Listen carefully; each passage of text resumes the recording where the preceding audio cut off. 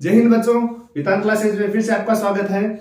और आज हम टॉपिक ले रहे हैं कल्पित माध्य द्वारा समांतर माध्य। ये बड़े क्वेश्चन आते हैं इसमें से, तो इसलिए ये टॉपिक मैं पहले ले रहा हूं। तो आप मेरे साथ सीखें और मेरे चैनल को सब्सक्राइब करें। अगर आपने सब्सक्राइब नहीं किया तो सब्सक्राइब करें, अपने दोस्तों के साथ शेयर करें और मेरे वीडियो को लाइक करें। और जहां भी आपको लगे कि कुछ सुधार की जरूरत हो तो आप मुझे कमेंट बॉक्स में जरूर बताएं। तो चलते हैं कल्पित माध्य द्वारा समांतर माध्य। तो ये है हमारा प्रश्न, हमने लिया जो कल्पित माध्य से समांतर माध्य ज्ञात कर रहे हैं। एकदम इजीली बताऊंगा, आप ध्यान से देखिए। एक बार ही पढ़ने की जरूरत पड़ेगी, दोबारा नहीं पड़ेगी। निम्नलिखित सारणी किसी मोहल्ले के 25 परिवारों में भोजन पूर्व दैनिक व्यय को दर्शाते हैं कि 25 परिवार में जो दिन का प्रतिदिन व्यय वो दर्शा रहे हैं। यहाँ है दैनिक व्यय रुपयों में, ये है अपना वर्ग अंतराल। ये वर्ग है 100 से 150, 150 से 200, 200 से 250, 250 से 300। ये इनके बीच में जो अंतर होता है बराबर होना चाहिए। इनके बीच 50 का अंतर है तो वर्ग अंतराल 60 के बीच है तो वर्ग अंतराल 50 होगा। ये अपनी बारंबारता है 4, 5, 12, 2, 2। अब क्या करना है, यहाँ पे तीसरा कॉलम बनाना, वर्ग चिन्ह। जो मैंने माध्य में भी बताया था, वर्ग चिन्ह कैसे ज्ञात करते हैं फिर बता रहा हूं। वर्ग चिन्ह इन दोनों को जोड़ना है, 150 और 100, 100 और 150 को जोड़ना है, 250 हो गए। फिर उनमें 2 का भाग देना है, तो यहां हो जाएंगे 125। इधर बता देता हूं मैं, वर्ग चिन्ह जब भी ज्ञात करते हैं वर्ग चिन्ह, तो दोनों को जोड़ना है। ये निम्न सीमा और ये ऊपरी सीमा, तो 100 प्लस 150 बट्टे 2, तो 250 बट्टे 2 बराबर 125। 250 में 2 का भाग देंगे तो 125 आएगा। अगर मान लो कहीं छोटा प्रश्न आ जाए एक नंबर का कि आपको पूछ ले वर्ग चिन्ह क्या है या इसका सूत्र लिखो, तो आप लिख देना निम्न सीमा प्लस ऊपरी सीमा भाग 2। तो यहाँ आ गए 125। अब बार बार निकालने की जरूरत नहीं है, आपको क्या करना है, जो अंतर है अंतराल, अंतराल कितने का, 50 का, तो इसमें 50 50 जोड़ते चलो। 125 से 50 जोड़ेंगे तो 175, 175 में 50 जोड़ेंगे तो 225, 225 में 50 जोड़ेंगे तो 275, और 275 में 50 जोड़ेंगे तो 325 हो जाएंगे। ये हो गया अपना वर्ग चिन्ह। अब क्या करना है, जब जैसे पीछे के बोर्ड के पेपर है उनमें क्या लिखा हुआ बताता हूं मैं आपको। अभी तक जितने क्वेश्चन आए हैं ना उनमें कल्पित माध्य दिया हुआ है। आपको लगभग 90% चांस है कि आपको दिया हुआ आएगा ये सारणी, और ये क्वेश्चन फिर लास्ट में लिखा होगा कल्पित माध्य जितने भी 225 मानकर समांतर माध्य ज्ञात करो। ऐसे सवाल है, लेकिन मैं इसलिए बता रहा, मान लो नहीं आए तो आपको कैसे निकालोगे। तो अपने को क्या करना है, कल्पित माध्य कैसे ज्ञात करना है कि ये जो वर्ग चिन्ह का कॉलम है इसमें सबसे बीच की संख्या होगी वो कल्पित माध्य होगी। अब मान लो जरूरी नहीं है कि इसमें 5 है तो 5 ही आए कॉलम, कभी 6 भी आ जाए, बीच में 2 रह गए, फिर क्या करोगे, तो दोनों में जिसके सामने बारंबारता बड़ी है वो ले लेंगे। अभी इनमें क्या है, 1 2 3 4 5, 5 कॉलम है तो बीच में कितने, 225। तो यहाँ कल्पित माध्य कितने लेंगे, 225। तो आप यहां लिख दो कल्पित माध्य ए लिख सकते हैं कल्पित माध्य को, तो कितने आगे 225। तो कल्पित माध्य अपना हो गया 225। अब यहां लिखना है d is equal to x minus कल्पित माध्य। जितना आपने कल्पित माध्य लिया वो यहां लिख दो, 225 लिया तो 225 लिख दो। यह कॉलम बनाना है d बराबर x माइनस 225। d को हम विचलन कह सकते हैं। अब क्या करना है आपको कि जो x का मान है उसमें से 225 घटाने। अब आप 125 में से 225 कैसे घटाओगे, तो इस मान में से हर मान में से 225 घटाने, तो 125 में से 225 घटाएंगे तो कितने बच गए, माइनस के 100 बच गए, माइनस के बचेंगे। ये इसलिए काम में ली जाती है विधि की जो बड़े मान होते हैं उनके गुणा भाग थोड़े टफ होते हैं, उनको छोटा करने के लिए कल्पित माध्य विधि काम में ली जाती है। 175 में से 225 घटाएंगे तो बचेंगे माइनस के 50। फिर 225 में से 225 घटाएंगे तो बचेंगे 0। फिर 275 में से 225 घटाएंगे तो बचेंगे 50। और ये सीधे 100 50 0 50 और 100 ऐसे सीरीज में चल रहा है। अब क्या करना है, अगला कॉलम बनाना है, वो है आपका एफ डी। ये है आपका अगला कॉलम।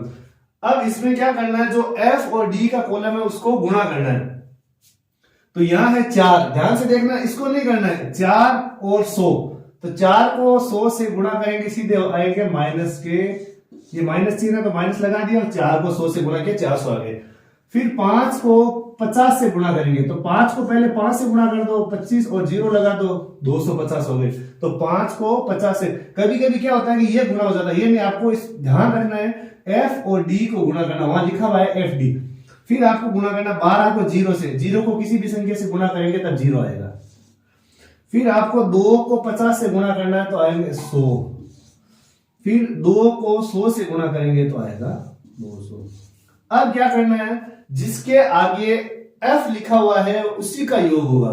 f की कहां लिखा हुआ है, एक तो यहाँ दूसरे कॉलम में, तो यहाँ आपको योग करना सिग्मा f। सिग्मा f इनको जोड़ेंगे तो 5 और 4 9, और 9 और ये 2 11 21 25 हो गए। हाँ 25 हो गए। अब क्या करना, ये तो f वाला इधर वाला हो गया, तो ये सिग्मा, सिग्मा का मतलब होता है योग। आप यहां अगर मान लो आपको पूछ ले कि सिग्मा क्या है, तो सिग्मा का मतलब है इन सब का योग किया हुआ है। इसका नहीं करना है, इसमें f नहीं है, इसमें नहीं है, ये लास्ट वाला कॉलम है, इसमें करना है सिग्मा f, और d लिखा हुआ तो सिग्मा fd। अब इसमें हम कह सकते हैं कि ये fd का योग है, इनको जोड़। लेकिन इनमें थोड़ा सा ध्यान रखना है, ऊपर वाली 2 संख्याएं माइनस की है और नीचे वाली 2 संख्याएं हैं प्लस की, तो इन माइनस की संख्या को जोड़ेंगे, दोनों सेम संख्या, तो इनको अलग जोड़ के रखना है। ये हो गए माइनस के 650 और ये प्लस के, तो ये दोनों हो गए 300। अब कितने बच गए, 300 घटा देंगे इसमें से, तो माइनस के 350 बच गए। तो यहां इसका मान आ गया माइनस के 350। गुणा भाग में ध्यान रखना है, गलती नहीं हो, धीरे सवाल आराम से करना है। अब आपको क्या करना है, सूत्र लगाना है। कल्पित माध्य से यहां लिखना है, हम इस विधि का प्रयोग करें, कल्पित माध्य से समांतर माध्य, समांतर माध्य। सूत्र याद रखना है, x बार लिखेंगे इसको ही। पहले वाले वीडियो में हमने प्रत्यक्ष विधि पढ़ी थी, उसमें लिखा था x bar is equal to sigma F D बट्टा सिग्मा एफ। इसमें क्या करना है, इसमें लिखना है a प्लस a कल्पित माध्य अपना हुआ यहां लिखा हुआ है, प्लस सिग्मा एफ डी बट्टा सिग्मा एफ, ये लिखना है a।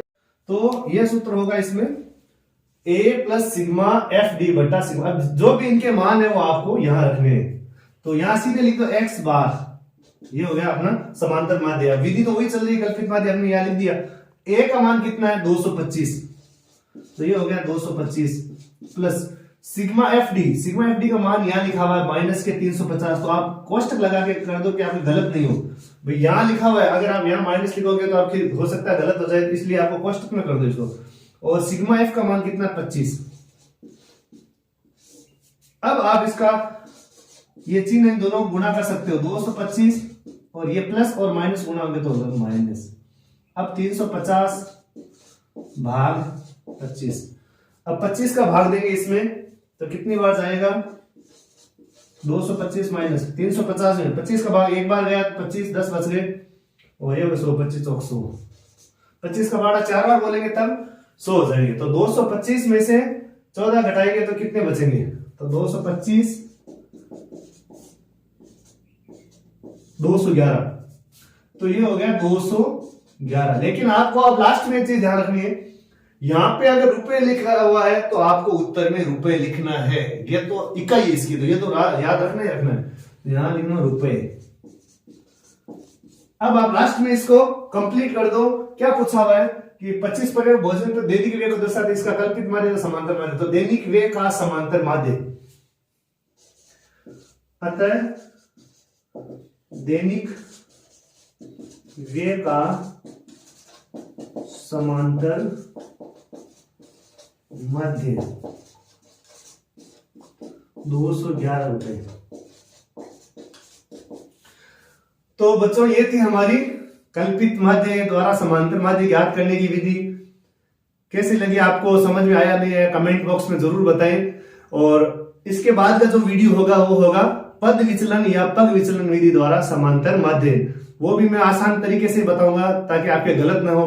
तो इसको ध्यान से समझें और ध्यान से सुने, जिससे कि आपकी गलती की संभावना कम हो और आपको अच्छे नंबर मिले। इसी आशा के साथ आप बने रहिए वेदांत क्लासेज में। मैं विदा लेता हूं, थैंक यू।